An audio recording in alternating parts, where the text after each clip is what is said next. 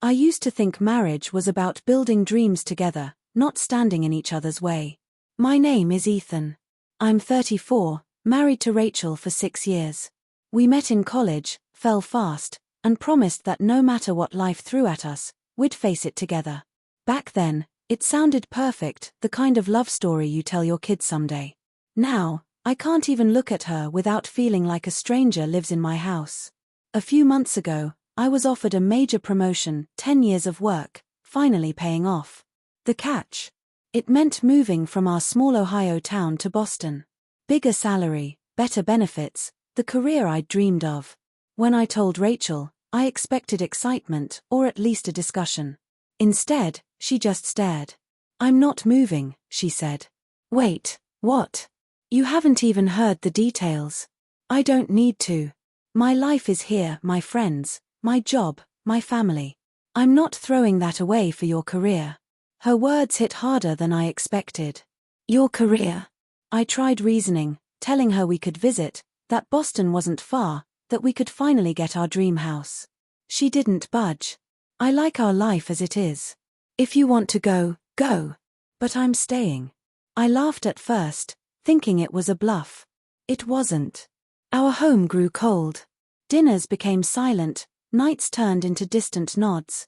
Living with someone who resented your very presence was unbearable. The final blow came when I overheard her talking to her best friend. "Ethan's obsessed with that promotion. He acts like he's some kind of big shot. Honestly, I think he's scared of being ordinary." Scared of being ordinary. That line cut deeper than anything said to my face. I wasn't afraid of ordinary, I was afraid of being trapped, watching my dreams die to keep someone comfortable. The next morning, I confronted her. "Is that really how you see me? Ethan, don't start." "No. I need to know. You think I'm selfish for wanting to move forward? You're not thinking about us. You're thinking about yourself," she snapped. Everything I did was for us, all the late nights, all the sacrifices. But she'd already decided what story she wanted. A few days later, she said it. "If you leave, don't expect me to wait for you." Something inside me broke. I didn't argue. I didn't beg. I just said, "Okay." She looked shocked. "That's it? You're just giving up?" I smiled faintly. "No. I'm finally choosing myself." That night, I packed one suitcase. No dramatics. No yelling. I left the house, the furniture, everything, but took my documents, my clothes, my peace. Her soft sobs echoed behind me, but I didn't turn back. Boston was colder than expected. Not just the weather, the silence. Early mornings, reaching for someone who wasn't there. Pouring 2 cups of coffee out of habit. But work gave me purpose. Long hours, high pressure, but for once, my effort mattered. My ideas were valued. I wasn't shrinking for anyone. Loneliness lingered. Then one Friday, I got a text. "Rachel." 5 words, "Hope you're doing well." Harder than any argument. I didn't reply. 2 days later, another. "I saw your LinkedIn post about the promotion. You look happy." Compliment. Confession. I didn't know. Weeks passed. Messages became frequent. Casual questions, photos of our old dog, Milo. And then, she said what I expected, "I miss you." I think I made a mistake. A year ago, I would have rushed back. This time, I stared at the message.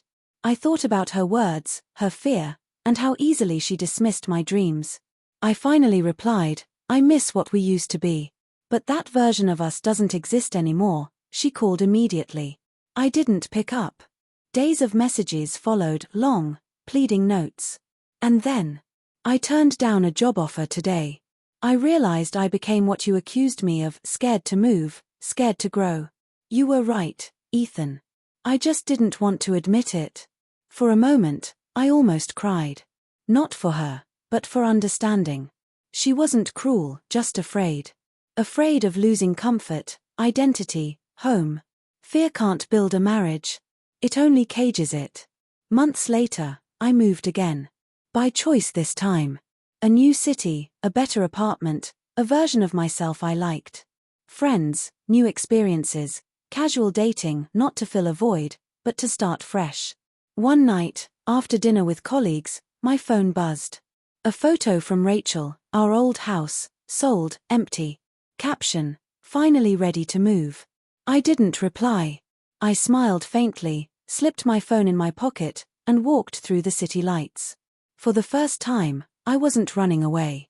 I was walking toward who I was meant to become. Sometimes, choosing yourself isn't selfish. It's survival.